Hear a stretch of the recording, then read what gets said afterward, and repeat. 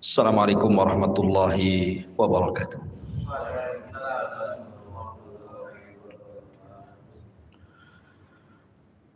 Alhamdulillah,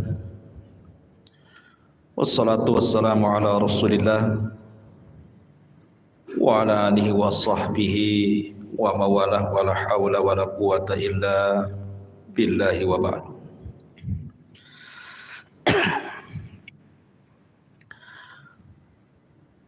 Hadirin dan hadirat yang dimuliakan Allah Subhanahu wa taala.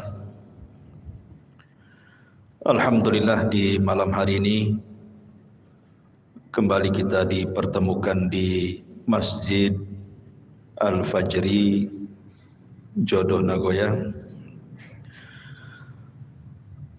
Salat dan salam kita hadiahkan kepada Rasul kita Nabi besar Muhammad sallallahu alaihi wa ala alihi wasallam.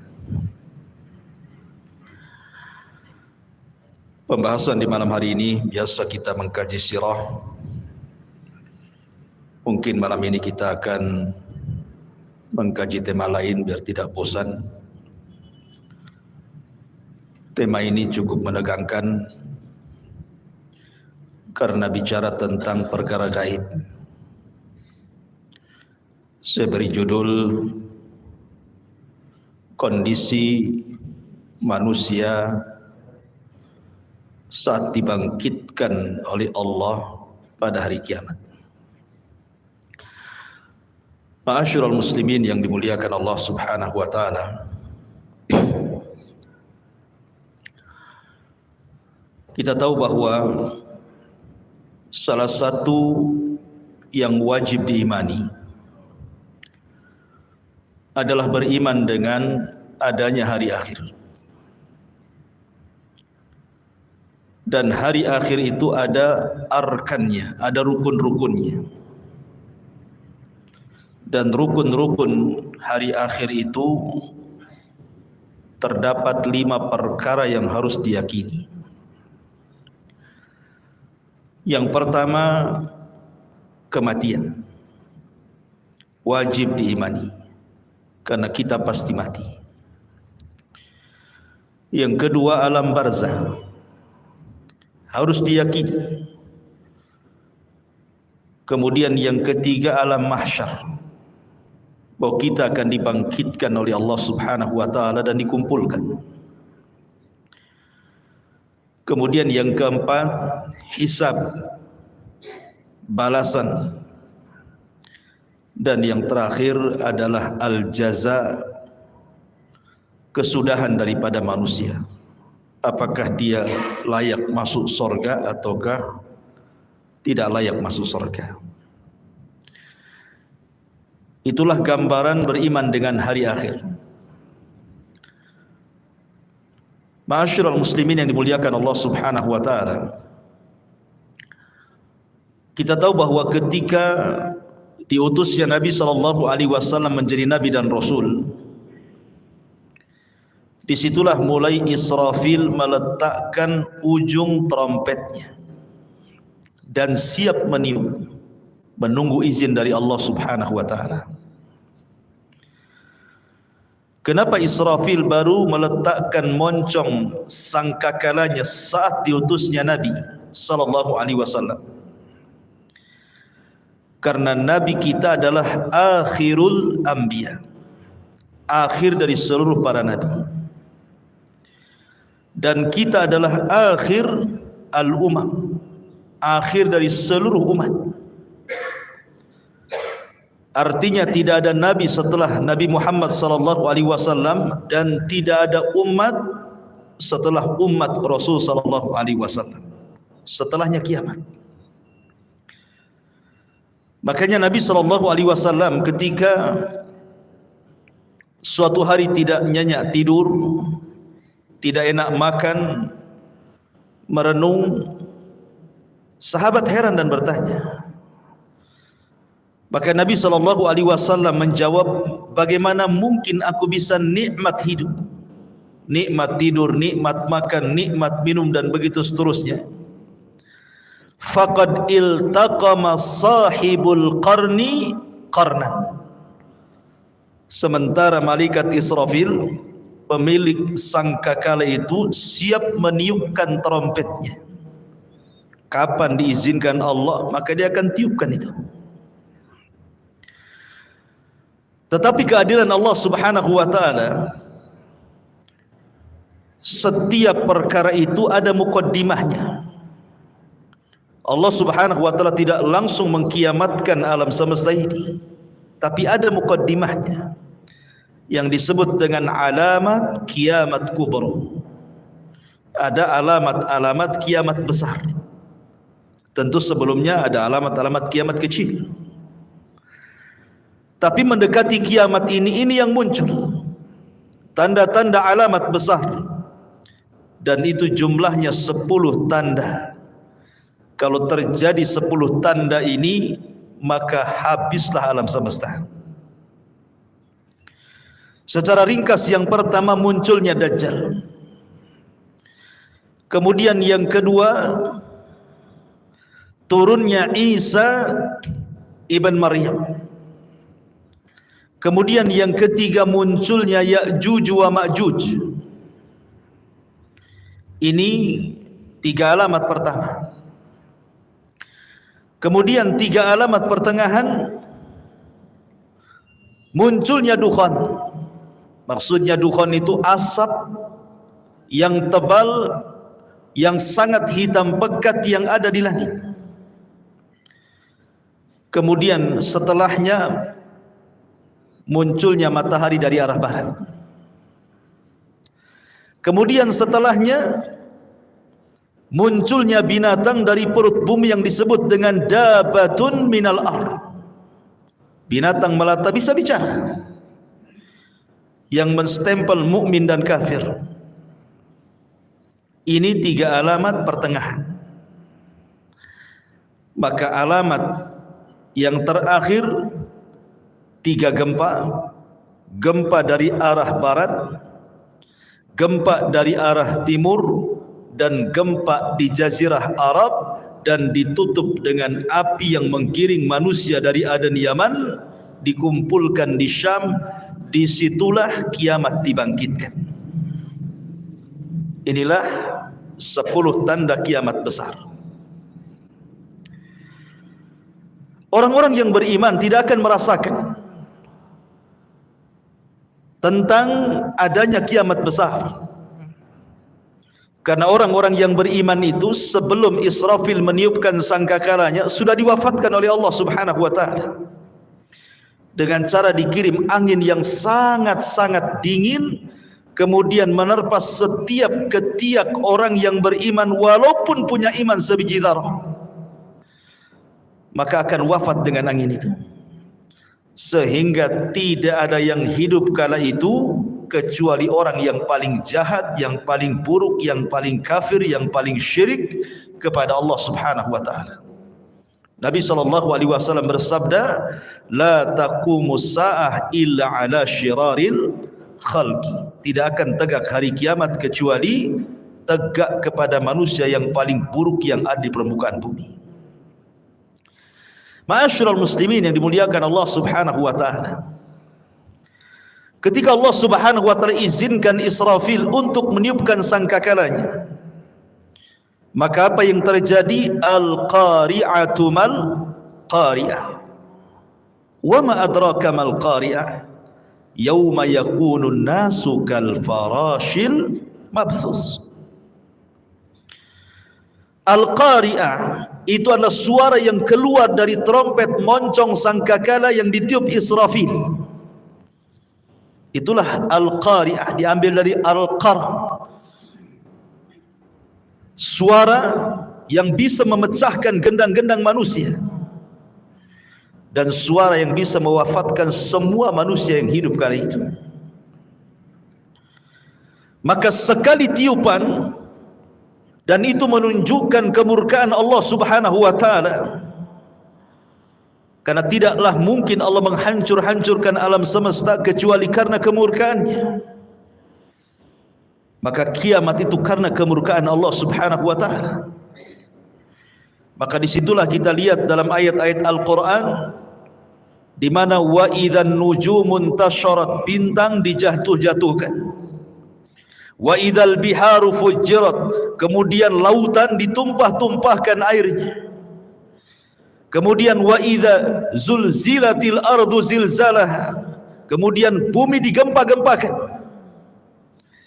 Ma'asyiral muslimin yang dimuliakan Allah Azza wa Jalla, Anda bisa bayangkan ketika terjadi tsunami Aceh, itu hanya sebagian kecil laut yang ngamuk gitu ya, yang marah karena kemarahan Allah Subhanahu wa taala. Dalam hitungan menit bisa menghancurkan bangunan dan melenyapkan banyak nyawa. Itu baru sebagian kecil laut. Ketika terjadi gempa di Jogja, dalam hitungan menit bangunan-bangunan roboh menimpa manusia. Bangunan hancur, jiwa-jiwa melayang, dan begitu seterusnya. Begitu juga peristiwa gempa di Lombok, dan saya saksikan sendiri karena saya ke sana. Satu kabupaten rata dengan tanah. Ma'asyiral muslimin yang dimuliakan Allah Azza wa Jalla, ini bagian kecil dari bumi. Bagaimana kalau Allah Subhanahu wa taala mengatakan idza zulzilatil ardu zilzalaha. Allah Subhanahu wa taala mengidhafahkan zilzal kepada ha, zilzalaha. Allah tidak katakan zilzalan. Kalau zilzalan artinya sekali gempa, boleh jadi di sini gempa, di situ tidak gempa. Tapi ketika zilzal kemudian diidhafahkan kepada ha yang kembali kata ganti ini kepada bumi, artinya satu bumi gempa. Kalau sudah satu bumi gempa, mau lari kemana? Kalau gempa di Batam bisa lari ke Tanjung Pinang. Gempa di Tanjung Pinang bisa lari ke Medan, kan gitu. Tapi kalau di Medan gempa, Tanjung Pinang gempa, Batam gempa, semua daerah gempa, lah mau lari kemana? Maka saat itu tidak ada yang bisa lari, karena di mana-mana gempa. Ya. Ma'asyiral muslimin yang muliakan Allah Subhanahu wa taala, sampai pada waktunya Allah Subhanahu wa taala mewafatkan semua manusia, semua jin, bahkan semua malaikat. Bahkan malaikat maut Allah wafatkan juga. Ketika malaikat maut ditanya, man baki, siapa yang tersisa dari malaikat yang hidup?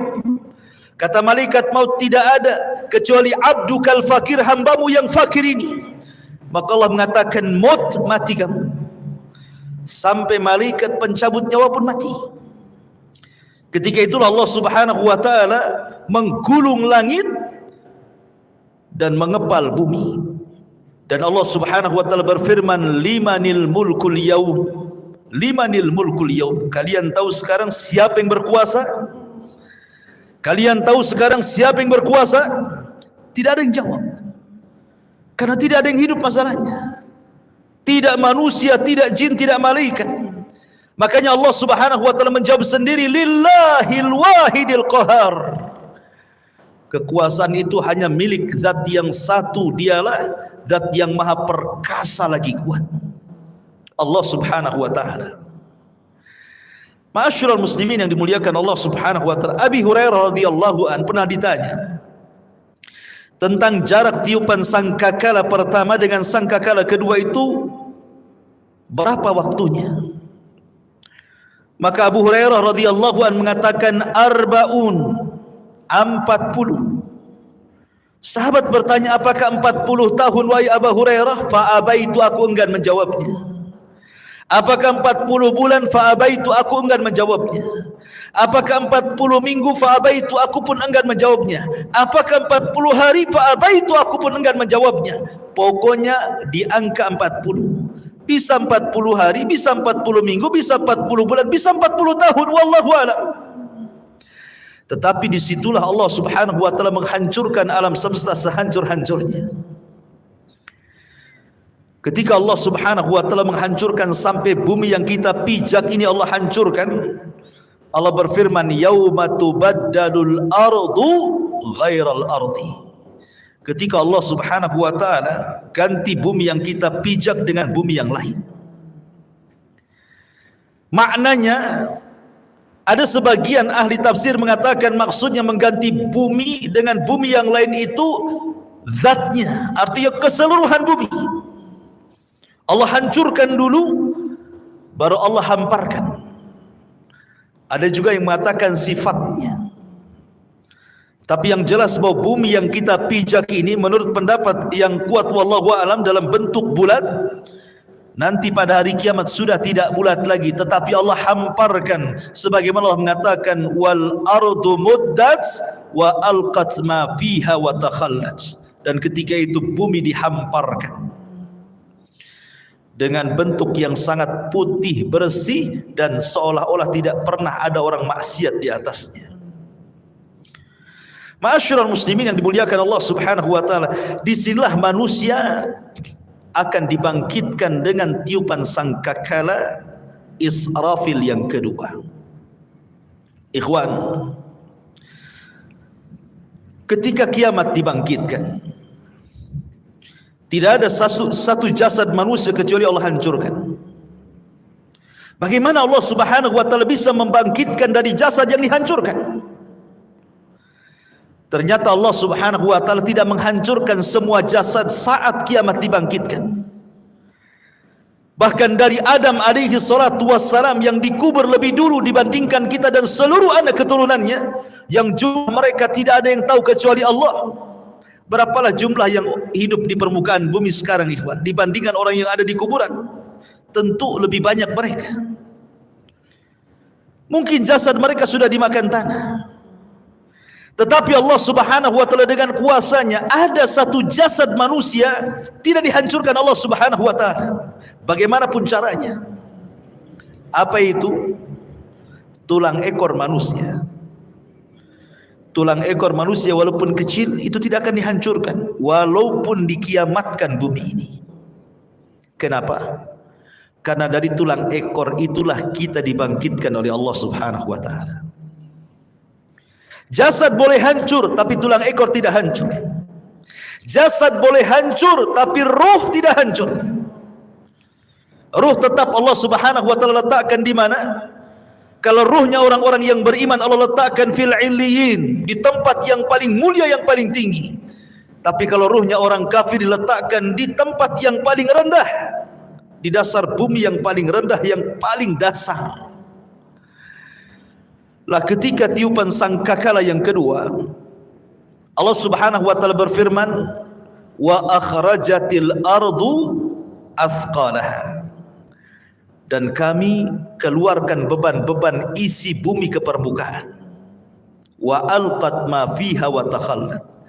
Dan kami lempar beban bumi dan semua ada di permukaan bumi. Tentu setelah bumi diganti dengan bumi yang baru. Ini jasad, belum ada ruh.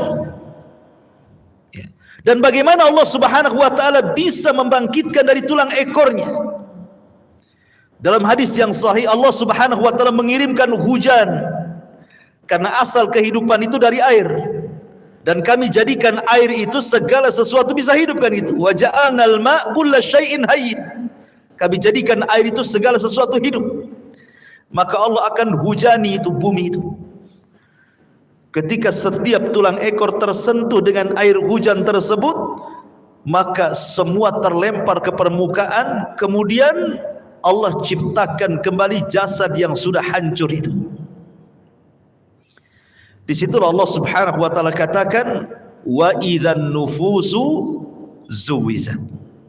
Ketika Allah lesatkan setiap ruh-ruh yang diletakkan di illiyin kalau dia ruhnya mukmin, dan roh-roh yang ada di sijin kalau dia kafir munafik, dilesatkan semuanya. Subhanallah, tidak ada yang tertukar. Ruh masuk ke jasad-jasadnya yang pernah dia tempati di bumi, semua akan melesat di situ.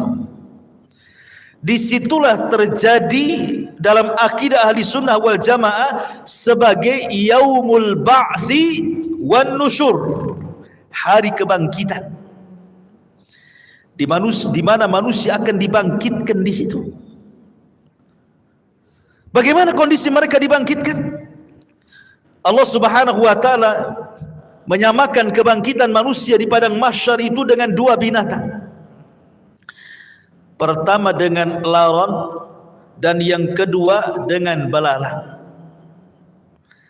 Adapun dengan laron, Allah Subhanahu wa taala berfirman, Al-qari'atu mal qari'ah, wa ma adraka mal qari'ah, yauma yakunu an-nasu kal farash. Farash itu artinya laron yang berhamburan.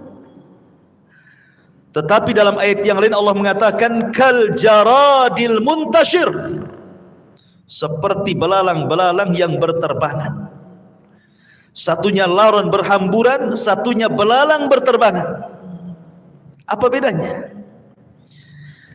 Menurut ulama akidah, adapun ketika Allah Subhanahu wa taala menyamakan hari kebangkitan itu manusia seperti laron, itulah permulaan kebangkitan. Di mana ketika manusia bangkit, ikhwan, manusia itu tidak tahu harus kemana. Karena padang pasir itu la ma'lama fi, tidak ada tanda sama sekali. Karena tanah itu putih bersih, tidak ada tanda sama sekali. Ketika di dunia banyak tanda, ini desa, ini kecamatan, ini ibu kota, ini gang, ini jalan, ini lorong, dan begitu seterusnya. Ini kota, ini desa, ini hutan. Di dunia ada maklam, ada tanda. Tapi di akhirat tidak ada tanda. Masalahnya, Anda mau lari kemana? Mau cari rumah siapa?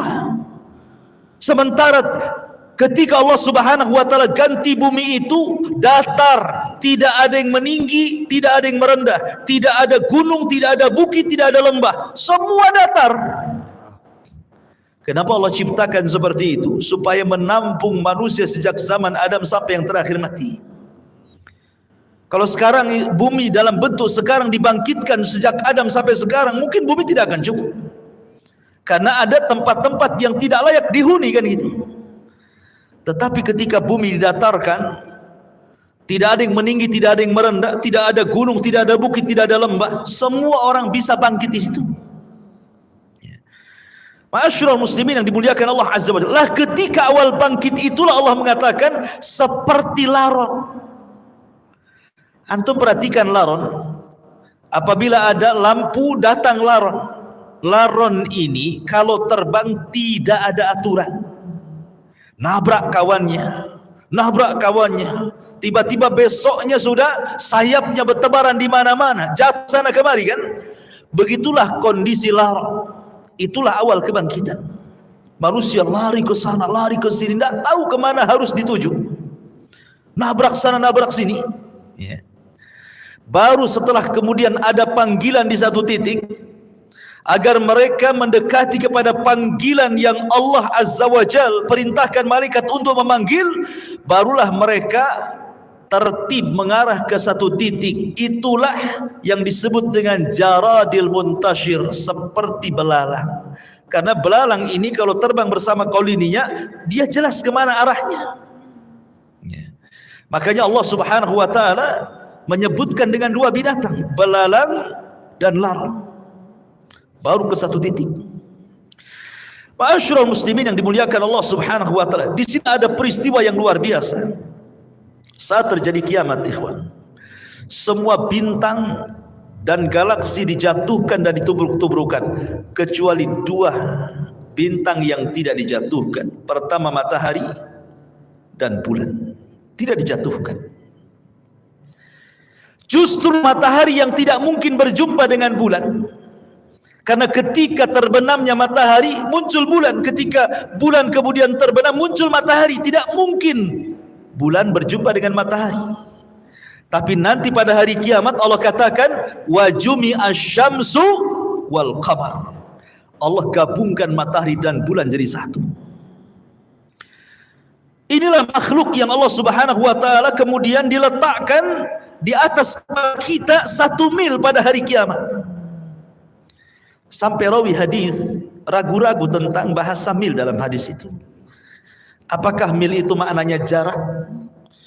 Ya, ada meter, ada kilo, ada mil. Ataukah mil itu alat untuk bercelak yang hanya 1 jengkal di atas kepala? Wallahu alam, kata perawi hadis ini.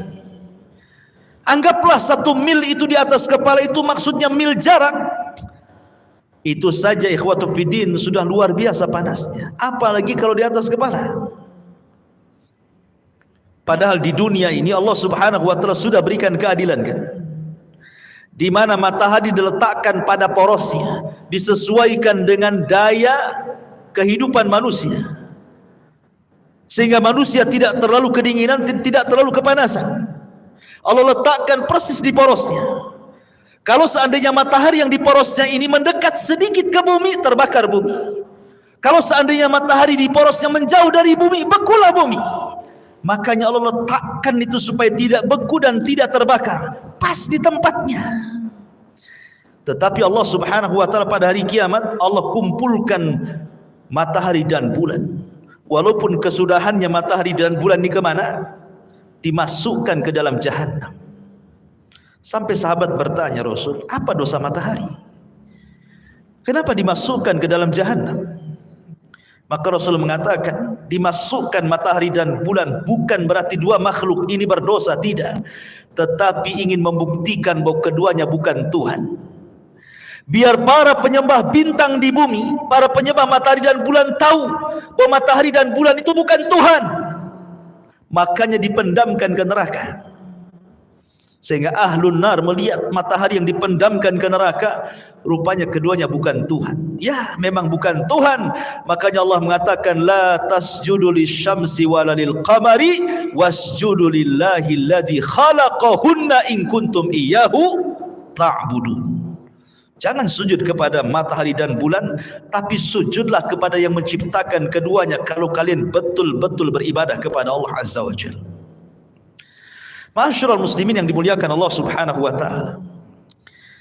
Bagaimana manusia saat dibangkitkan? Nabi sallallahu alaihi wasallam bersabda, yuhsyarun nas yaumal qiyamah khufatan uratan ghurlan buhman. Aisyah radhiyallahu anha menceritakan, nanti pada hari kiamat manusia akan dikumpulkan khufatan, tanpa beralas kaki. Anda bisa bayangkan saat matahari di siang hari kemudian memanasi aspal yang ada di jalan-jalan. Coba Anda jalan tanpa alas kaki, rasakan panasnya. Atau di gurun pasir gitu ya. Bagaimana orang bisa berjalan di dunia saja tanpa alas kaki, bagaimana pula di akhirat matahari direkatkan. Begitu panasnya kaki ini ketika mijak bumi itu kan. Kemudian kata Rasul sallallahu alaihi wasallam, khufatan uratan, tanpa ada baju lengket di badan. Tidak pakai baju, tidak pakai celana. Tidak ada yang menyelimuti badannya, satu helai kain pun tidak ada di badannya. Bayangkan matahari dekat tuh. Kita saja ya kan itu ya, apabila telanjang di tengah matahari terik siang-siang itu panasnya luar biasa. Ini telanjang bulat. Kemudian kata Nabi sallallahu alaihi wasallam, khufatan uratan ghurlan, kembali tidak dikhitan. Waktu kita dikhitan, kita dibuang kulit, kemaluan kemudian entah berantah kulit itu. Tapi Allah akan kembalikan lagi ke setiap jasad manusia. Untuk apa? Lidiqqatil hisab, kata para ulama, supaya hisabnya betul-betul komplit. Sampai kepada masalah kulit kemaluan pun harus nempel, supaya betul-betul dihisab ya.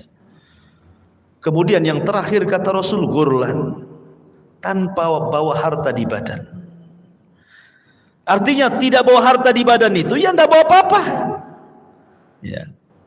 Kalau di bumi ini antum pamannya safar bawa dompet gitu kan masih tenang lah tuh ya. Tetapi jangan lagi dompet, jangan lagi kartu ATM, pakaian pun tidak, celana pun tidak, celana dalam pun tidak. Lalu apa yang dibanggakan pada hari kiamat ikhwan? Itu menunjukkan bahwa Allahu aghniya wa nahnul fuqara. Allah itulah zat yang kaya, kita ini fakir ya.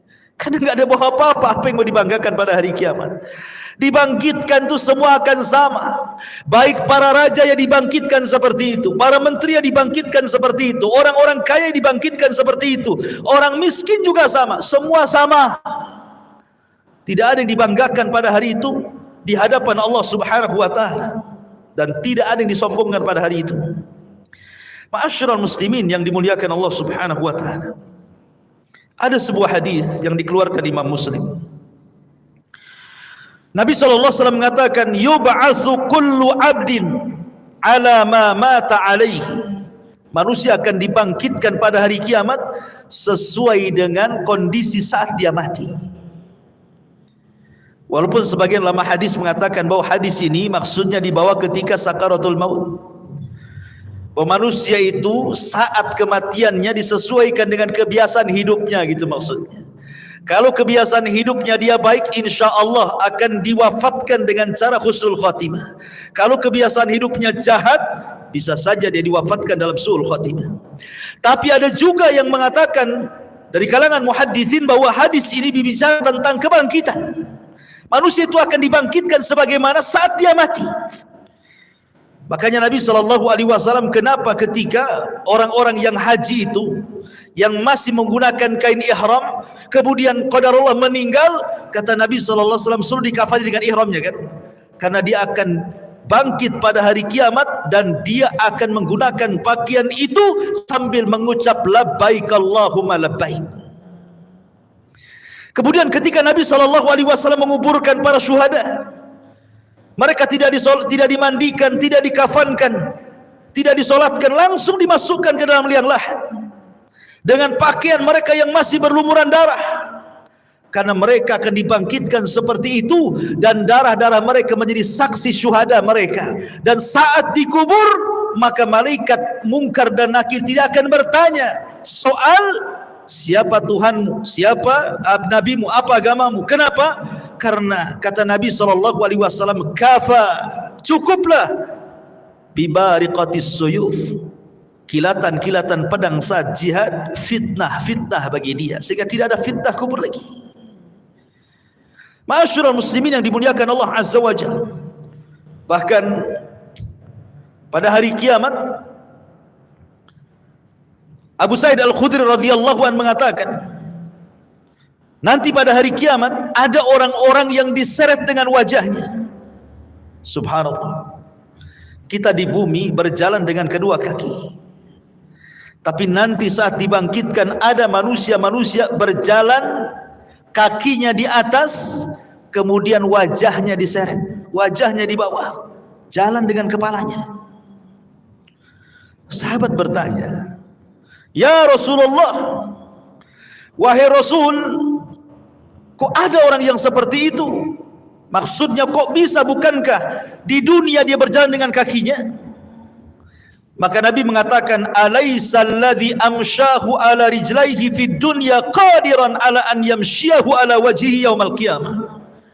Kata Nabi SAW, bukankah ketika di bumi dia bisa berjalan dengan kedua kakinya, siapa yang menjadikan dia bisa berjalan seperti itu? Allah. Maka sebagaimana Allah mampu menjalankan manusia di bumi dengan kedua kakinya, maka Allah pun mampu menjalankan dengan wajahnya pada hari kiamat.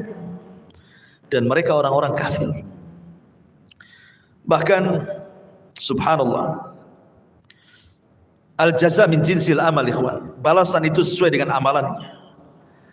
Ada manusia saat dibangkitkan itu kecil, ya.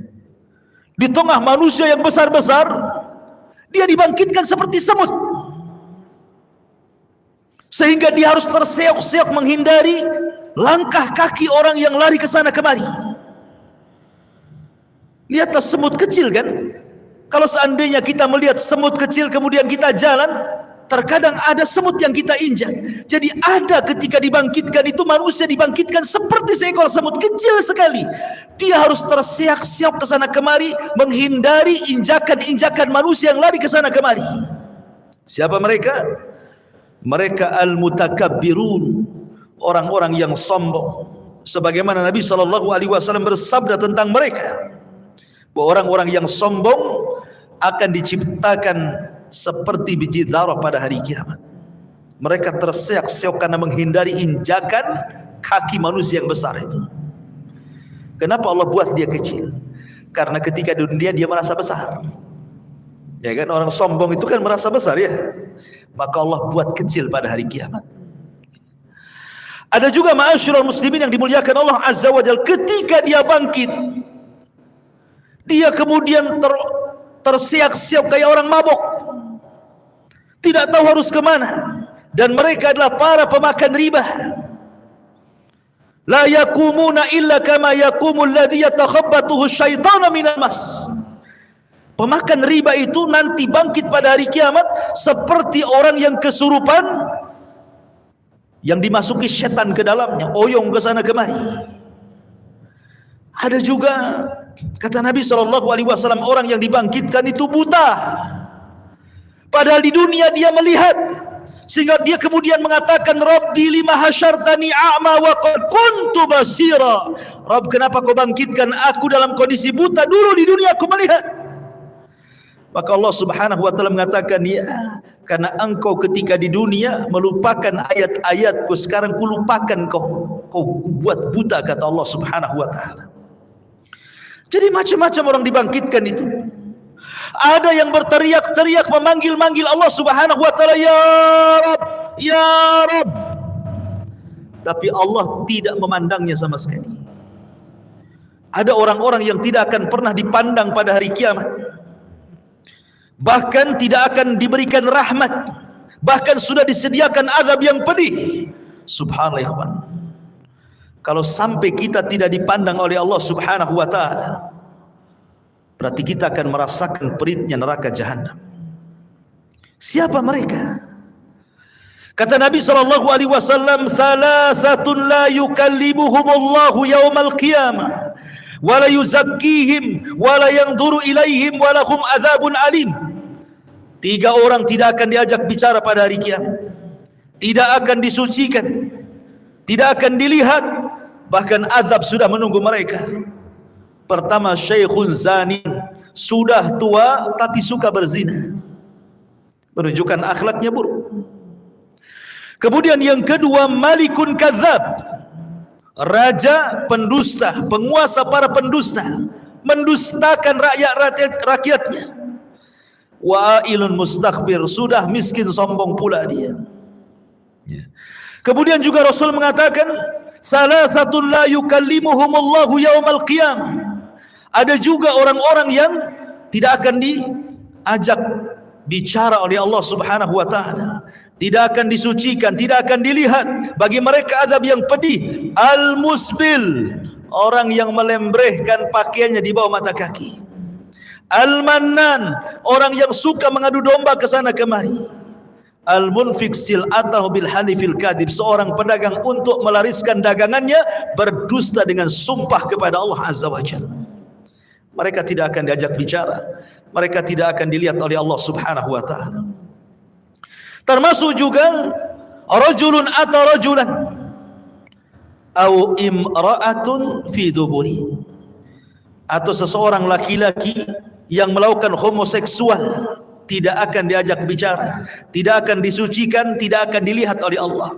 Atau seorang laki-laki yang berhubungan lewat dubur istrinya, tidak akan diajak bicara, tidak akan disucikan, bahkan tidak akan dilihat oleh Allah Subhanahu wa taala. Termasuk juga imra'atun la tashkuru li zawjiha, istri yang tidak pernah bersyukur kepada suaminya. Istri yang tidak pernah bersyukur kepada suaminya. Apabila suaminya mendatangkan banyak kebaikan, hanya satu kesalahan, dia mengatakan engkau tidak pernah berbuat baik. Dia bersyukur kepada suaminya. La yanzurullah ila imra'atin la tashkuru li zawjiha. Allah tidak akan melihat kepada seorang wanita yang tidak pernah syukur kepada suaminya. Jadi ada orang-orang yang tidak akan dilihat Allah. Dia panggil-panggil ya Rabb, ya Rabb. Allah tidak peduli dengan orang itu. Bahaya ikhwan, kalau sampai tidak dilihat oleh Allah Subhanahu wa taala. Lah ketika itu ma'asyiral muslimin, maka Allah Subhanahu wa taala mulai pisah-pisahkan manusia itu. Awalnya kan berkumpul tuh, jadi satu.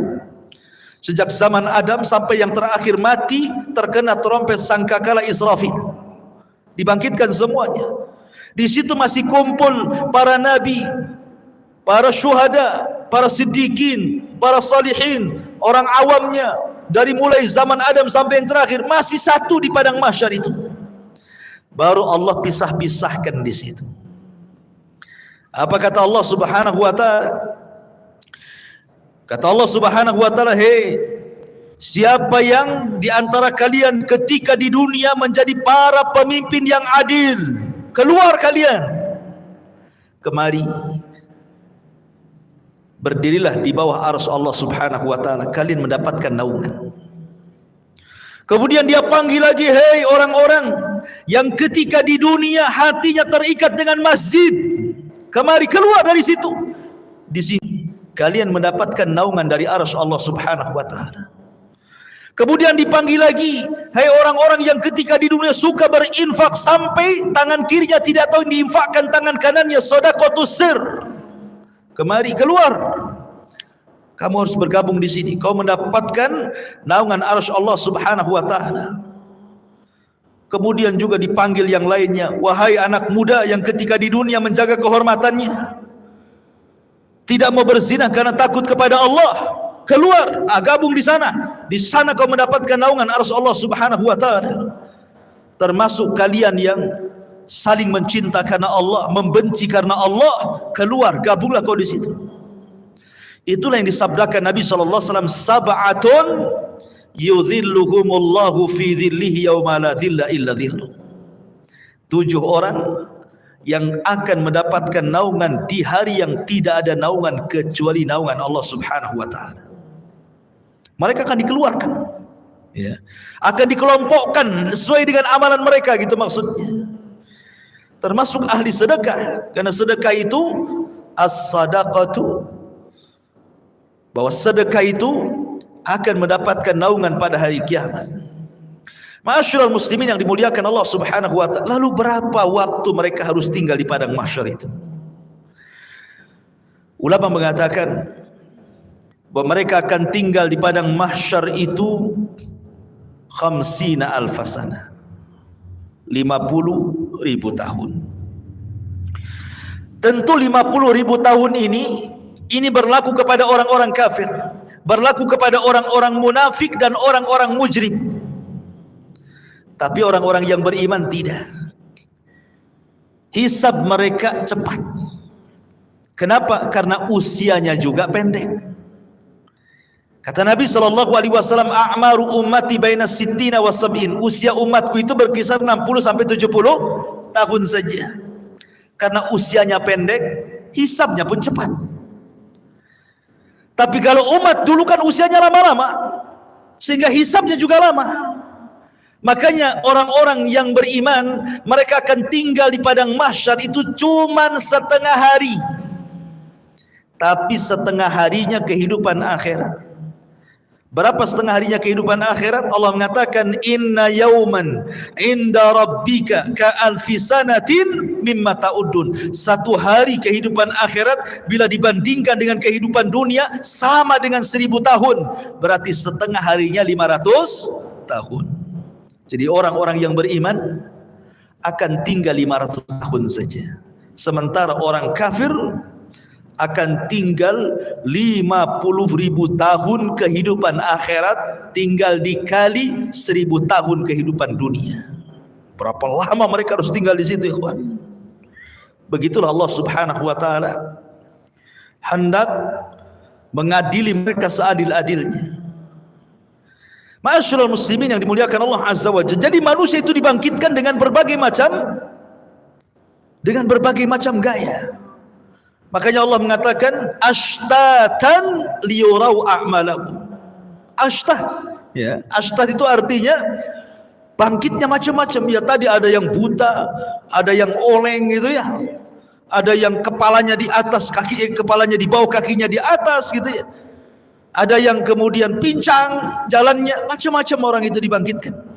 Kemudian habis itu dikelompok-kelompokkan, ahli sedekah dengan ahli sedekah, ahli Quran dengan ahli Quran, ahli solat dengan ahli solat, dan begitu seterusnya. Ma'asyiral muslimin yang dimuliakan Allah Azza wa Jalla, disinilah banyak peristiwa. Banyak peristiwa yang akan dilalui. Apa saja peristiwa setelah kematian itu? Kalau boleh saya singkat, nanti saya bentangkan sedikit. Yang pertama sudah saya jelaskan, kebangkitan. Yang kedua, hasyar, pengumpulan manusia di padang mahsyar. Kemudian yang ketiga, al-haud, telaga. Manusia akan minum dari telaga. Kemudian yang keempat, syafaat.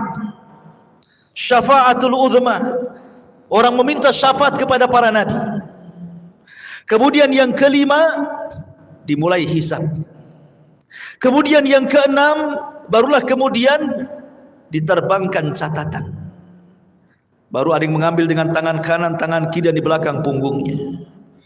Kemudian yang nomor 7, barulah ada mizan, timbangan. Kemudian yang nomor 8, barulah kemudian jahanam didatangkan, kemudian jembatan diletakkan di bawah jahanam.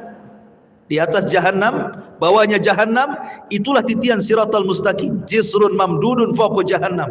Sebuah titian, bawahnya jahanam. Kemudian manusia akan lewat di titian itu. Kemudian yang nomor berapa? 9. Manusia akan kumpul di kontor. Disinilah akan terjadi kisos. Tapi kisosnya sesama orang yang beriman. Tapi kalau kisosnya sesama orang kafir sebelum titian siratal mustaqim. Baru setelah di kontor, barulah mereka akan berjubel di pintu-pintu surga. Baru setelah itu, tidak ada yang bisa membuka pintu surga kecuali Nabi SAW. Baik, kita urai sedikit. Tadi sudah jelaskan, yang pertama hari kebangkitan, manusia dibangkitkan. Kemudian dikumpulkan. Ketika manusia tertidur dan cukup lama, kemudian terbangun, pasti yang Anda rasakan akan merasakan haus yang luar biasa. Iya kan? Kalau tidur lama gitu kan, bangun pasti pengen minum. Seperti Anda juga pengen minum. Bismillah, minum dulu. Masya Allah. Jadi ketika mereka kehausan ini, maka mereka mencari air. Setiap para nabi Allah Subhanahu wa taala sudah berikan telaga. Likullin nabi haudun. Setiap nabi diberikan telaga. Dan telaga yang paling besarlah telaga Nabi kita Muhammad sallallahu alaihi wasallam. Maka umat Rasul sudah diarahkan ke masing-masing nabinya. Termasuk kita umat Islam diarahkan kepada telaga nabi kita. Telaganya sangat besar. Airnya putih, lebih putih dibandingkan susu, kata Rasul. Lebih manis dibandingkan madu. Dan satu kali minuman tidak akan haus selamanya. Dan tidak akan rebutan karena gelasnya sejumlah bintang yang ada di langit, kata Nabi. Dan orang yang pertama dibolehkan minum, merekalah orang-orang Ansar dari kalangan sahabat Nabi SAW. Lah kenapa tidak muhajirin? Bukankah muhajirin adalah as-sabiqun al-awwalun? Mereka lah yang awal-awal masuk Islam, baru kemudian Ansar kan itu. Kenapa di akhirat orang yang pertama minum orang Ansar dulu baru muhajirin? Terbalik? Ya. Karena orang Ansar diberikan kesabaran ketika di dunia. Mereka tidak pernah mencicipi kekuasaan. Khulafaur Rasyidin semua dari muhajirin. Abu Bakar muhajirin, Umar muhajirin, Uthman muhajirin, Ali muhajirin, Hasan bin Ali muhajirin. Ganti ke kekuasaan kerajaan. Raja yang pertama Muawiyah ibn Abi Sufyan muhajir. Runtuhnya Bani Umayyah, berdiri Bani Abbasiyah, semua dari Mekah muhajirin. Semua kekuasaan itu dari muhajirin. Orang Ansar itu tidak pernah jadi raja. Mereka jadi rakyat. Makanya kata Nabi SAW, sabarlah kalian. Kalian akan mendapatkan nanti raja-raja yang zalim. Boleh jadi mungkin yang menguasai kalian itu raja-raja zalim. Tapi kesabaran kalian akan mendapatkan hasil sampai kalian menemui aku di mana? Di telagaku, kata Nabi. Makanya mereka orang yang pertama minum. Orang-orang Ansar atau penduduk Yaman yang awal-awal masuk Islam, baik dari kalangan manusia atau kalangan jinnya. Baru setelah itu Muhajirin. Baru setelah itu para ulama. Baru setelah itu umumnya umat Rasul, sampai yang terakhir datang sekelompok umat Rasul hendak minum. Tiba-tiba dihalau para malaikat, tidak boleh. Nabi SAW kasihan dan mengatakan, ummati itu umatku, biarkan wahai malaikat, biar dia minum. Tapi kemudian Rasul diberitakan bahwa mereka tidak layak minum. Kenapa? Ya Muhammad, innaka la tadri ma ahdatsu ba'daka innahum ghayyaru wa baddalu. Wahai Muhammad, engkau tidak tahu apa yang terjadi sepeninggalmu. Mereka itu sudah merubah ajaran-ajaranmu. Mereka itu sudah menjauhi sunnah-sunnahmu. Mereka tidak layak minum dari telagamu. Makanya ulama mengatakan orang yang tidak akan minum dari telaga Rasul, pertama orang murtad, tidak akan minum. Yang kedua orang munafik, tidak akan minum. Yang ketiga orang yang mereka selalu menyelisih sunnah Rasul dari kalangan ahli bidah. Kemudian yang keempat, para al-murtakib al-kabair, orang-orang yang senantiasa terus melakukan dosa besar. Mereka tidak layak minum dari telaga Nabi SAW. Ya. Padahal ikhwan, meminum dari telaga Rasul itulah yang menentukan nasib kita saat di padang mahsyar. Karena ketika matahari didekatkan, kita merasa haus. Sementara Rasul mengatakan siapa yang meminum satu teguk saja dia tidak akan haus selamanya, kan? Artinya bisa meringankan beban saat matahari didekatkan sebenarnya. Baru setelah kemudian mereka minum, ada yang tidak. Kemudian mereka berkumpul lagi di padang mahsyar, dibiarkan oleh Allah Subhanahu wa taala. Dengan matahari didekatkan, kemudian keringat dicucurkan, sampai-sampai keringatnya membanjiri, sampai kalau seandainya ada perahu dijalankan, perahu bisa jalan di keringatnya. Karena ada yang tenggelam selutut, ada yang tenggelam sepusat, ada yang tenggelam sedada, ada yang tenggelam telinga, ada yang tenggelam betul-betul dengan keringatnya, sesuai dengan amalannya. Ya. Ma'asyiral muslimin, ini menakutkan karena kumpulnya mereka saja sudah menakutkan. Kenapa menakutkan? Karena ketika di kuburan saja mereka sudah takut. Kan kalau orang-orang yang beriman masuk kuburan itu dibentangkan surga, ya kan? Ketika dia sanggup menjawab pertanyaan malaikat, siapa Tuhanmu? Allah. Siapa Nabimu Muhammad? Apa agamamu? Islam. Allah akan mengatakan dari langit, an sadaqa abdi, hambaku telah benar. Kalau begitu, bentangkan pintu dari surga, hantarkan makanan, hantarkan minuman, hantarkan pakaian, hembuskan angin dari surga supaya wangi kuburannya, kan itu? Artinya dia bisa melihat surga di kuburan. Tapi orang kafir, munafik dan ahli dosa, ketika dia tidak sanggup menjawab apa kata Allah, sempitkan kuburan sesempit-sempitnya, kan itu. Kemudian bentangkan neraka di hadapannya. Makanya ketika kemudian terjadi hari kiamat, mereka sudah melihat neraka saat di kuburan tuh. Makanya mereka sudah ketakutan luar biasa. Dari situlah akhirnya kemudian ketika Allah biarkan saja di padang mahsyar seperti itu, mulailah orang-orang berakal di antara mereka datang kepada Adam. Ya Adam, anta abul bashar, kau ini bapak manusia. Isfa' lana ila rabbik, mintalah syafaat kepada Rabbmu. Ala tara ila ma nahnu fi, tidakkah kau iba kepada kami, lihat kondisi kami. Tapi Adam mengatakan tidak bisa, karena aku sudah pernah melakukan maksiat sehingga Allah murka, dan kemurkaannya tidak pernah terjadi sebelum dan sesudahnya. Sebaiknya kau kenuh saja, datang kepadamu. Sama juga jawabannya. Kata Nuh, sebaiknya kau datang kepada Ibrahim. Sama pula jawabannya. Tidak bisa juga. Kata Ibrahim, sebaiknya kau datang kepada Nabi Musa. Musa pun sama. Bahkan kata Musa, sebaiknya datang kepada Isa.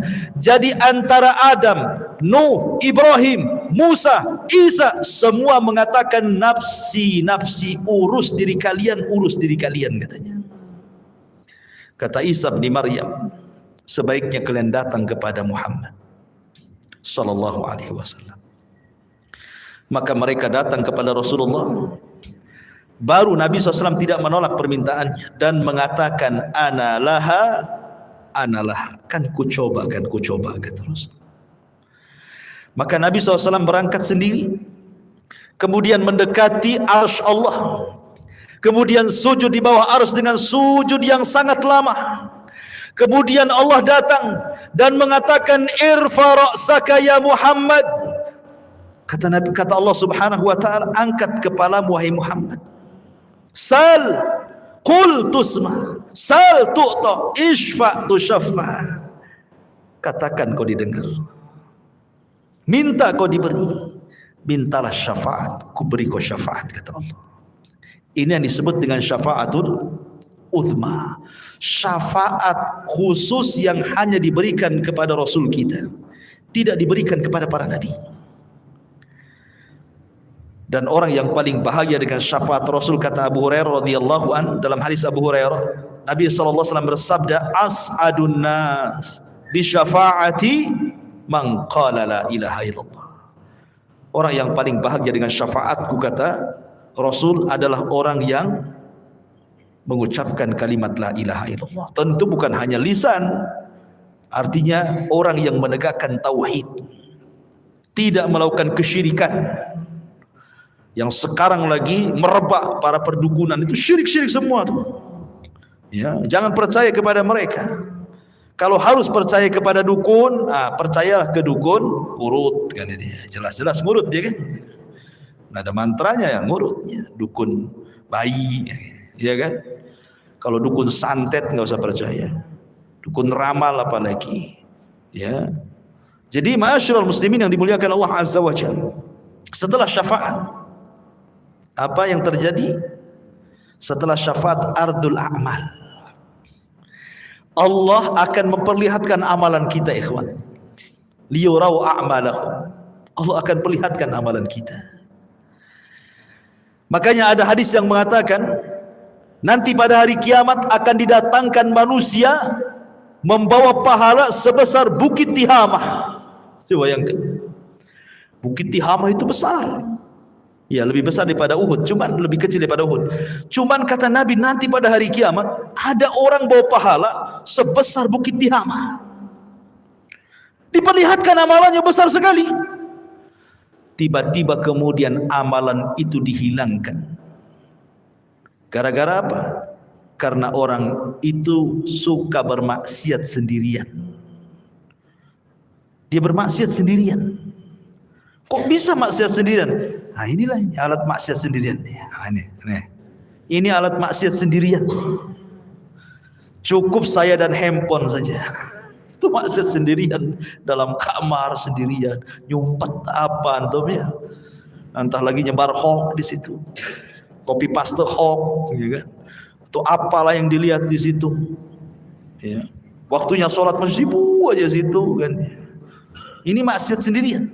Nanti ada orang pada hari kiamat pahalanya sebesar gunung Tihamah. Rupanya setelah diperlihatkan itu saja, tiba-tiba dihilangkan. Kemudian ditanya kenapa dihilangkan? Itulah akibat maksiat kesendirian tadi. Ada juga orang yang datangkan, masya Allah, di dunia ahli sedekah. Ahli sedekah. Ada masjid perlu bangunan disumbang dia, ada madrasah perlu uang disumbang dia, ada fakir miskin butuh biaya disumbang dia. Tidak ada tempat kecuali disumbang dia. Dipanggil oleh Allah, diperlihatkan amalan dia di dunia, dibuat layar tancap, seolah-olah dia diingatkan, tuh kamu tuh waktu di dunia itu, tuh kamu bawa uang ke masjid ini, kau bawa uang ke masjid itu, kau bawa uang ke panti asuhan ini. Diperlihatkan amalannya di dunia. Kemudian Allah mengatakan, betul itu kamu tuh yang jalan ke sana kemari? Oh iya, dengan bangganya. Itu saya, wahai Allah. Ya. Kemudian Allah mengatakan, untuk apa kau amalkan itu? Maka dia mengatakan, saya bersedekah untukmu ya Rabb. Kata Allah, kadzabta, dusta kamu. Kadzabta, dusta kamu. Engkau bersedekah itu supaya engkau dianggap dermawan. Engkau bersedekah itu supaya engkau dianggap pemurah. Engkau bersedekah itu supaya dipuji manusia. Kadzabta, dusta kamu. Akhirnya malaikat bawa ini seret dia ke neraka. Didatangkan lagi para mujahidin, kemudian diperlihatkan bagaimana saat jihad dia banyak membunuh musuh, akhirnya dia mati syahid. Diperlihatkan sama Allah itu, betul kamu itu? Oh iya, itu saya wahai Rabb. Apa yang kau lakukan? Ustushhidu fik, aku mati syahid karenamu ya Rabb. Kata Allah, kadzabta, dusta. Itu bukan. Kau ini perang hanya supaya orang menganggap kau pahlawan saja, kau pemberani, supaya dikenang orang. Tidak. Kadzabta, dusta kamu. Seret, masukkan dia ke neraka. Didatangkan lagi orang pakar Quran, alim bil Quran. Sehari-harinya dia baca Quran, dia ajarkan Al-Quran, dia baca Quran, dia tegak kepada Allah dengan Al-Quran. Diperlihatkan, betul kamu itu yang semalaman salat dengan membaca Al-Quran? Oh iya, itu saya wahai Rabb, katanya. Untuk apa kau lakukan? Oh, qara'tu fikal Quran, aku baca Quran untukmu ya Rabb. Kadzabta, dusta kamu membaca Quran itu supaya manusia menganggap kau qari, ahli pakar Quran, hebat dalam Quran, dan begitu seterusnya. Kadzabta, dusta kamu. Syaratkan neraka.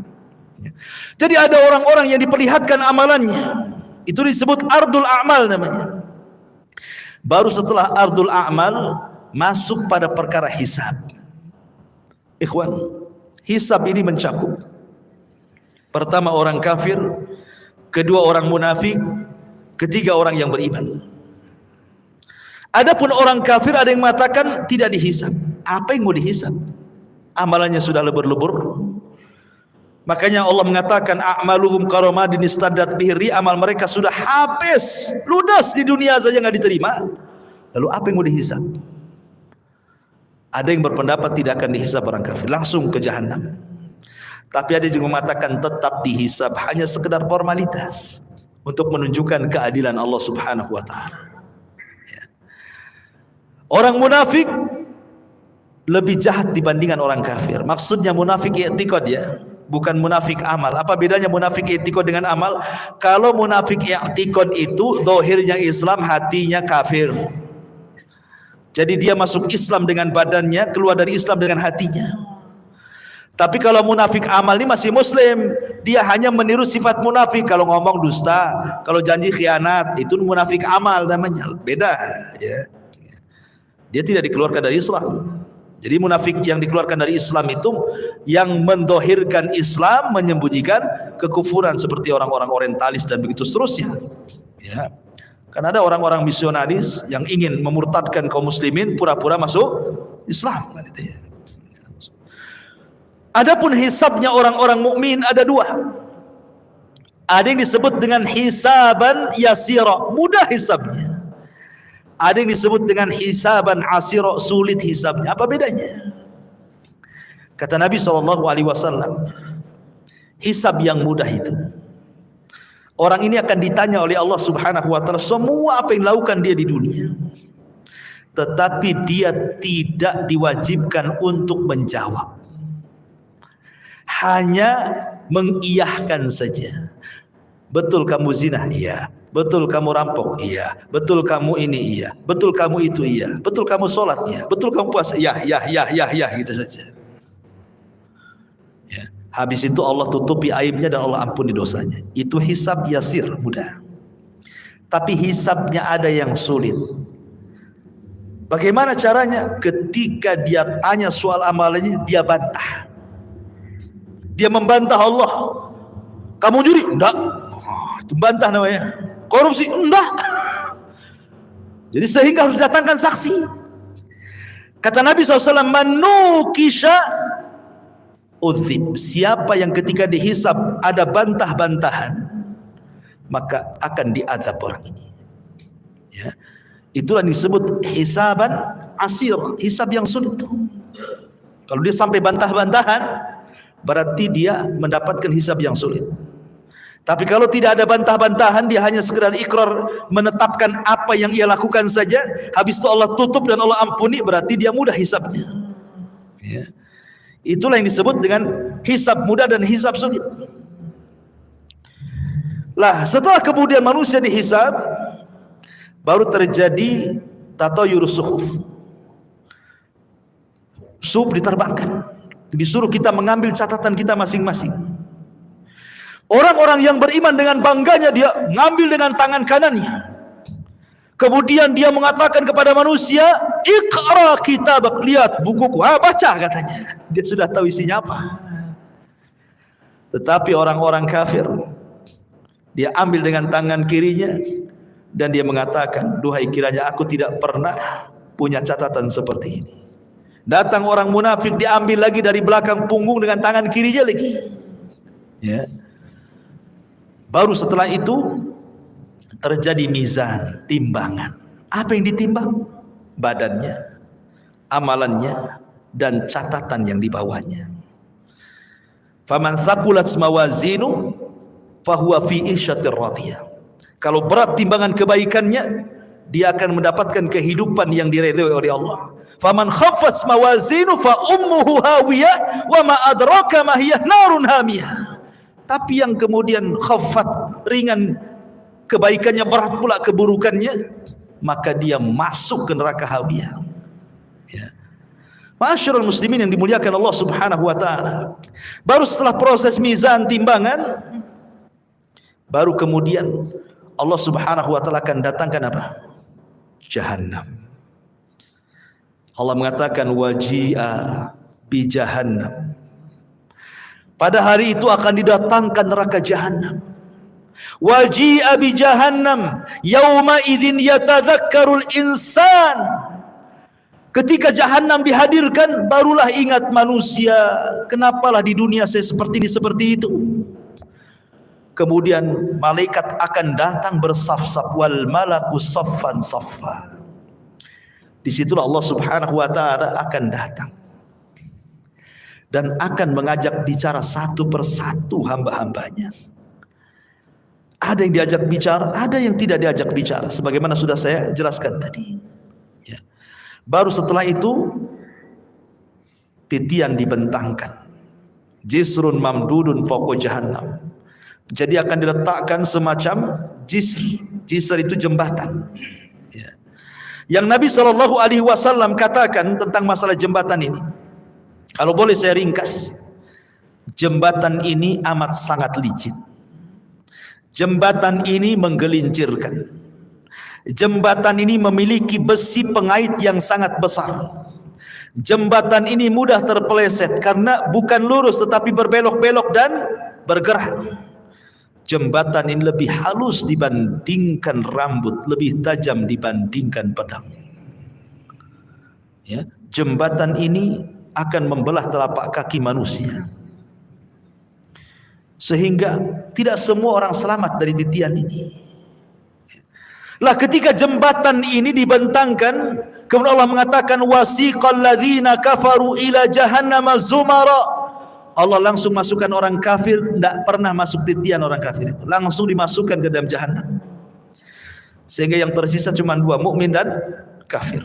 Lalu Allah berikan cahaya untuk modal melewati titian itu. Ada yang seperti kilat atau di ujung saja.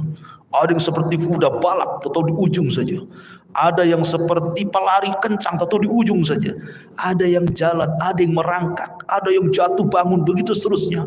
Karena ada kalalib di situ, ada kait mengait, ya, yang ujungnya seperti duri dan akan menghantam siapa saja. Kemudian kalau sudah terlempar dari jisr itu, dari titian itu, maka akan sampai di dasar jahannam itu setelah 70 tahun.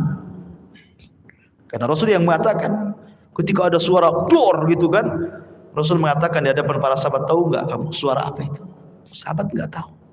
Itulah batu yang dilempar dari atas titian setelah 70 tahun baru sampai sekarang dasarnya katanya. Naudzubillah. Ya. Ma'asyiral muslimin yang dimuliakan Allah Azza wa Jalla. Baru setelah kemudian mereka bisa menyeberangi titian, ada yang berhasil, ada yang tidak.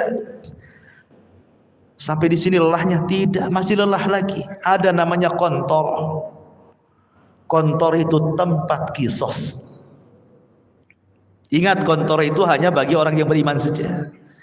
Tapi kalau kisosnya antar orang kafir atau orang mukmin mendolimi orang kafir atau orang kafir mendolimi orang yang beriman, itu sebelum titian. Karena orang kafir tidak mungkin naik ke titian. Jadi kalau ada orang Islam mendolimi orang kafir, terjadi kisos di sini. Kalau ada orang kafir mendolimi orang kafir, terjadi kisos di sini. Termasuk juga binatang akan dikisos. Sampai Rasul mengatakan, binatang yang bertanduk dengan binatang yang tidak bertanduk, yang ketika di dunia ditanduk-tanduk sama binatang yang bertanduk, akan didatangkan tuh, dicabut tanduknya, kemudian diletakkan ke yang tidak bertanduk. Allah mengatakan, tanduklah dia sebanyak dia menanduk kamu di dunia. Disaksikan oleh manusia itu kisos kepada binatang itu, semua akan dikisos. Ya. Yang buaya makan kambing gitu ya, kemudian harimau makan kancil, semua akan terjadi kisos. Tapi selesai kisos, selesai hisab, apa kata Allah? Kuni turaba, jadilah kalian tanah. Maka binatang-binatang itu semua jadi tanah. Orang-orang kafir menyaksikannya, tiba-tiba mereka mengatakan, ya laitani kuntu turaba, duhai kiranya aku jadi tanah seperti binatang itu, kata. Mungkin tidak, mustahil. Ya.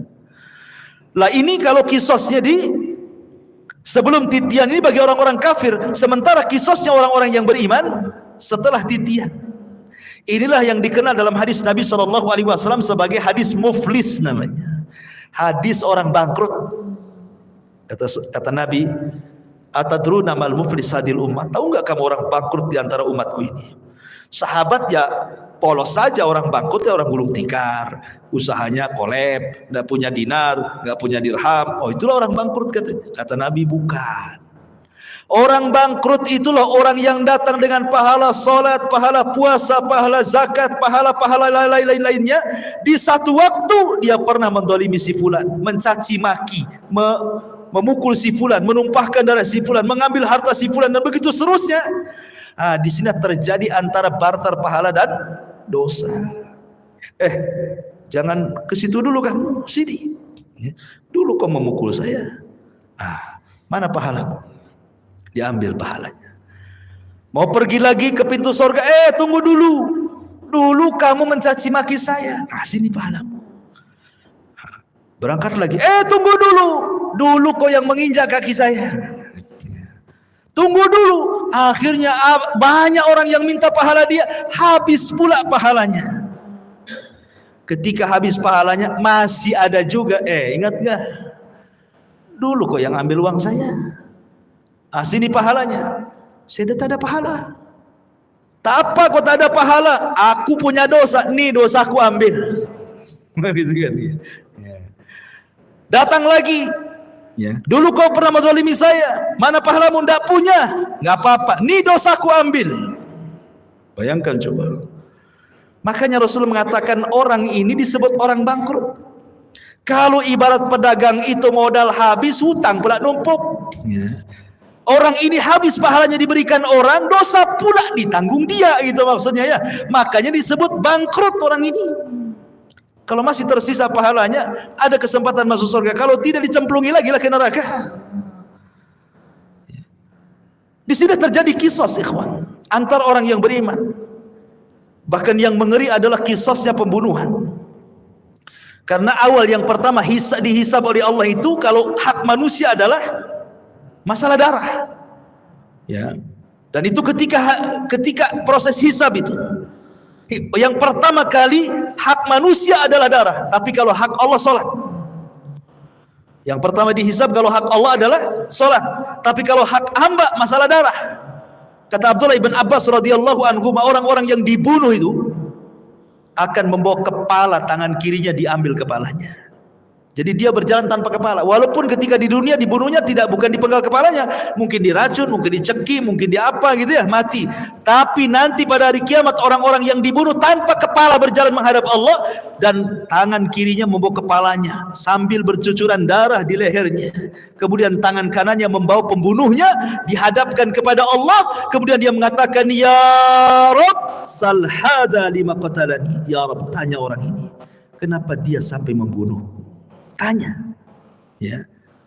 Karena pembunuhan itu kan sebagaimana sabda Rasul nanti di akhir zaman, al-qatil la yadri fi ma qatal wal maqtulu la yadri fi ma qutil. Orang yang membunuh bingung kenapa dia bisa membunuh, orang yang dibunuh lebih bingung lagi kenapa saya bisa dibunuh. Karena dalam Islam itu aturan bunuh membunuh sudah ada, qisas.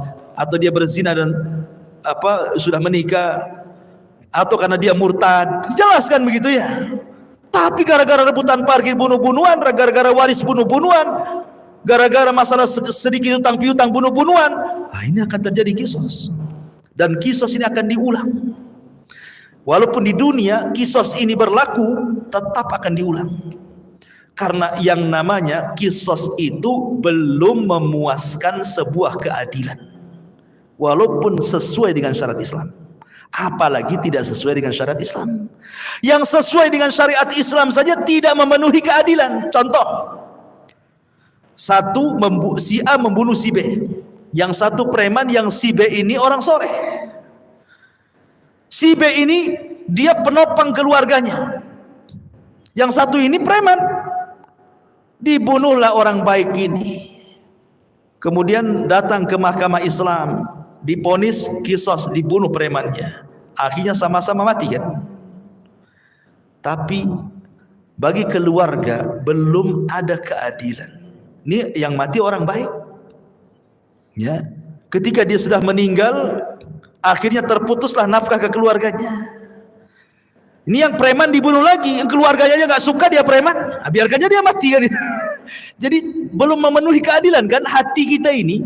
Maka di akhirat diulang lagi supaya memenuhi keadilan. Makanya ketika masuk surga, kata Ibnu Utsaimin rahimahullahu taala, wa naza'na ma fi sudurihim min ghillin ikhwana, tidak ada lagi dendam, tidak ada lagi marah ya, tidak ada lagi dendam kesumat, betul-betul dihilangkan dalam hatinya. Karena sudah ada kisah 2 kali kan, ingin menghilangkan dendam kesumatnya. Ketika masuk surga semua jadi satu hati ya. Jadi terjadi kisah tuh. Kembali ke kontora. Setelah kontora itulah adalah pintu-pintu surga. Disitulah manusia berjubel di pintu-pintu surga. Kata Rasul, sayati alaikum zaman kadidu minaz ziham, akan datang waktunya manusia berdesak-desakan di pintu surga. Tidak ada yang bisa membuka pintu surga. Sampai pun Adam tidak bisa membuka pintu surga, kecuali Nabi kita Muhammad SAW. Ana awal man aftatihu babal jannah. Saya orang yang pertama kali membuka pintu surga. Ketika Rasul buka pintu surga, tiba-tiba ada wanita mau mendahului masuk ke dalam surga ya. Ada perempuan lari mau mendahului Nabi masuk surga. Kata Rasul, tunggu dulu, siapa kamu? Maka wanita yang mengatakan, saya wanita yang merawat banyak anak yatim ya. Dari sini kata para, lihat bagaimana para pengkafil yatim berdua sama masuk ke dalam surga. Itulah yang dinamakan ana wa kafilul yatim fil jannati kahataini. Aku dan para perawat anak yatim itu seperti ini di surga, kata Nabi. Ya kan? Tetapi yang jelas bahwa di sini Rasul yang pertama kali masuk surga ya bukan wanita ini. Cuma dia mau bersama Nabi, mau mendahului Nabi, cuma di stop kan gitu ya.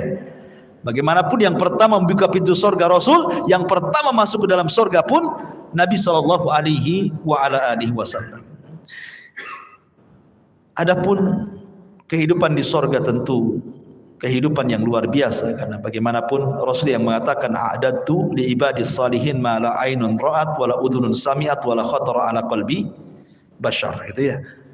Aku siapkan di surga itu kenikmatan yang tidak pernah dilihat mata, didengar telinga, terlintas pun tidak. Subhanallah ya. Ma'asyiral muslimin yang dimuliakan Allah Subhanahu wa taala. Lah, surga itu bertingkat-tingkat. Ada sebuah hadis ketika menjelaskan tentang keutamaan qari'ul Quran, para penghafal Quran atau para penggemar membaca Quran. Kata Nabi sallallahu alaihi wasallam, ini di surga nih. Iqra wartaq warattil kama kunta turattil fid dunya fa inna manzilataka inda akhiri ayatin taqra'uha. Kata Rasul menjelaskan nanti di surga Allah akan memerintahkan para penghafal Quran atau orang-orang yang gemar membaca Quran, bacalah. Subhanallah, Quran ini bukan hanya dibaca di dunia, di surga pun dibaca ya. Bacalah, naiklah Karena nanti ahli sorga itu akan diberikan rop-rop sayap di belakangnya untuk naik ke tingkatan-tingkatan di atas. Naiklah, terbanglah, ya. Dan pelankan bacaanmu, tartilkan bacaanmu. Sebagaimana kau di dunia mementartilkan bacaan Quran, di sorga pun kau tartilkan. Nanti akhir kedudukanmu di sorga sesuai dengan akhir ayat yang kau baca di dunia, kata Nabi. Kata Ibnu Taimiyah, Syekhul Islam Ibn Taimiyah, ketika memberikan catatan kepada hadis ini, bahwa tingkatan di sorga itu sejumlah ayat dalam Al-Quran. Berapa ayat dalam Al-Quran itu? 6.500 kurang lebih. Itu jumlah ayat dalam Quran itu 6.500 kurang lebih. Artinya tingkatan di sorga itu ya segitulah jumlahnya, 6.500 kurang lebih. Yang 100 tingkatan disediakan oleh Allah untuk para mujahidin fisabilillah, lebihnya sesuai dengan amalannya. Berarti di sini menunjukkan bahwa sorga itu banyak, 650 lebih, 6.500 tingkatan lebih.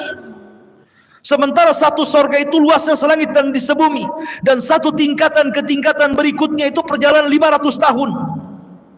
Semakin tinggi sorga, semakin indah tingkatannya. Karena sorga itu sifatnya darajat tangga ke atas. Kalau neraka itu sifatnya darokat, tangga ke bawah makin jelek. Kalau sorga ke atas makin baik, gitu maksudnya. Makanya orang naik lebih lelah dibandingkan orang terjun. Coba lu terjun, tinggal jegur aja kan. Naik, capek sampai ke atas.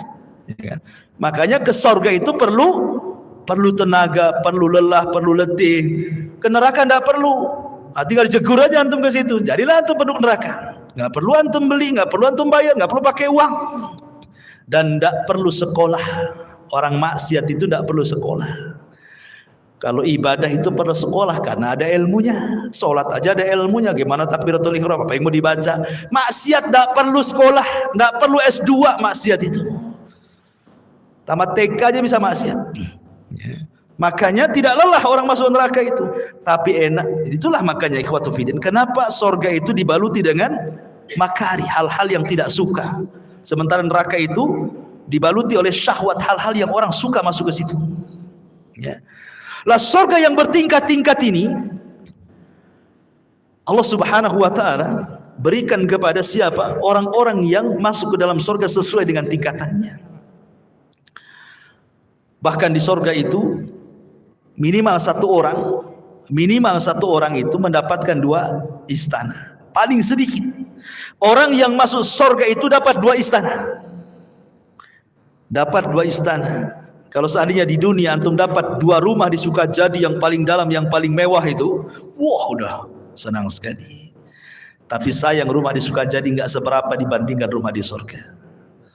Cuman karena nggak kelihatan, makanya malas untuk bangun rumah di surga. Maunya di dunia saja karena nampak gitu ya. Lah jadi paling sedikit orang masuk surga itu, setiap orang mukmin masuk surga minimalnya 2 istana Allah berikan. Kenapa? 1 istana solid milik dia, 1 istana itu milik orang kafir yang masuk neraka, diwariskan kepada orang yang beriman.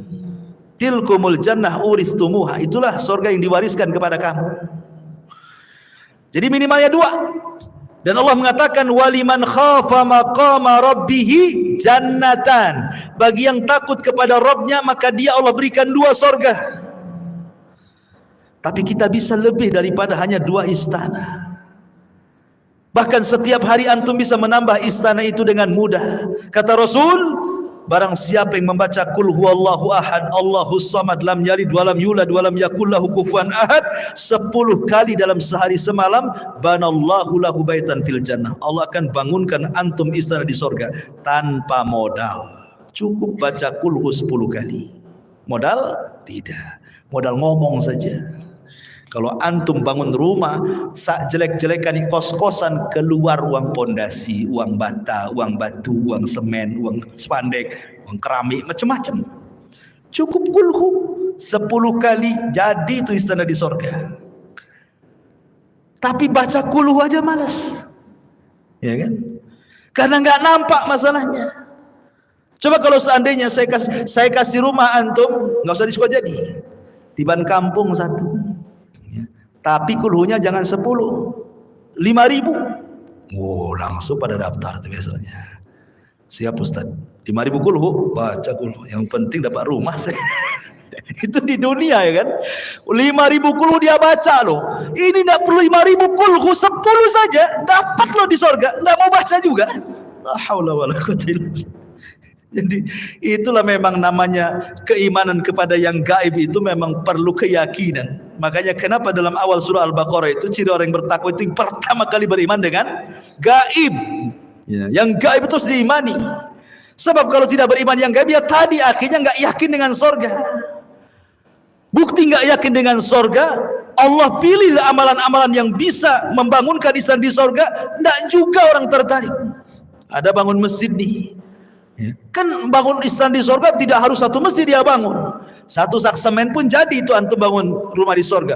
Satu keping keramik pun jadi. Satu lonjor besi pun jadi. Enggak juga nyumbang. Oke, ini modal Ustaz, saya tidak ada duit. Ya tadi yang nggak modal ya kulhu itu 10 kali. Tak ada modal itu aja masih susah baca kulhu. Atau yang nggak modal lagi, solat duha 12 rakaat, kata Rasulullah, banallahu qasran fil jannah. Siapa yang solat duha 12 rakaat, Allah bangunkan istana di sorga. Enggak juga antum solat duha. Lalu apa lagi? Ma'asyiral muslimin yang dimuliakan Allah, banyak amalan-amalan enggak modal. Itulah karena kurang yakinnya kita dengan perkara gaib itu. Tapi kalau soal perdukunan yang gaib-gaib yakin tuh. Datang dia, tolong cek tangan saya, nasib saya ini gimana masa depan nih, usaha saya lancar atau enggak nih. Yakin dengan gaib yang satu ini. Ya. Ma'asyiral muslimin yang dimuliakan Allah Azza wa Jalla. Jadi surga yang bertingkat-tingkat itu, maka tingkatan tinggi semakin baik semakin baik. Dan ingat, surga itu bukan hanya sekedar istana. Ya, di situ juga ada view-nya, ada sungainya, ada tamannya, ada roof-roofnya, ada bahkan ada kamar terbuat dari kaca, bayangkan. Terbuat dari kaca, ghuraf namanya. Kamar itu persis terbuat dari kaca. Yura dhahiruha batinuha. Orang dalam melihat keluar, orang luar melihat ke dalam. Ya bahasa kita rumah kaca lah. Kan sekarang kan lihatlah rumah-rumah minimalis itu kan cantik tuh kalau dikasih kaca itu kan. Di mana tuh ghuraf itu? Di atas. Kalau kita ini di dunia bangun satu bangunan di atas, harus ada tiang dari bawah nopang tuh. Di sorga tak ada. Tak ada tiang, ya gitu saja kamar. Ustaz, gimana saya kesananya katanya. Antum pikir antum di sorga kayak apa? Terbang antum ke sana. Ya. Karena semua binatang di sorga itu, jangankan kita, binatang di sorga semua terbang. Makanya bahasa Quran itu lahmi tair. Tair itu artinya burung. Ya, daging burung gitu ya. Jadi semua binatang itu kata para ulama terbang di sorga itu. Tidak ada binatang melata kayak di bumi itu berjalan tidak ada, semua terbang. Antum aja terbang. Ya. Ma'asyiral muslimin yang dimuliakan Allah, intinya bahwa kalau cerita tentang sorga nggak ada habisnya.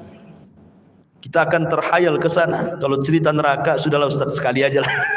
Takut katanya. Intinya bahwa inilah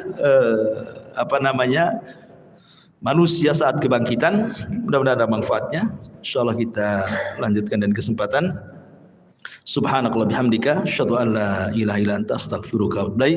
Allahu ta'ala alam. Assalamualaikum warahmatullahi wabarakatuh.